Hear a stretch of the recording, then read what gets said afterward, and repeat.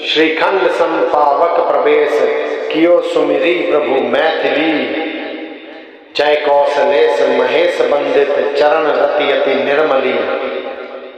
प्रतिबिंब अरु लौकिक कलंक प्रचंड पावक महुजरे। प्रभु चरित काहू ना लखे नभ सुर सिद्ध मुनि देखहि खरे। अर्थात प्रभु श्री राम जी का स्मरण करके और जिनके चरण महादेव जी के द्वारा वंदित हैं तथा जिनमें श्री सीता जी की अत्यंत विशुद्ध प्रीति है, उन कौशलपति की जय बोलकर जानकी जी ने चंदन के समान शीतल हुई अग्नि में प्रवेश किया। प्रतिबिंब अर्थात सीता जी की छाया मूर्ति और उनका लौकिक कलंक प्रचंड अग्नि में जल गए। प्रभु के इन चरित्रों को किसी ने नहीं जाना।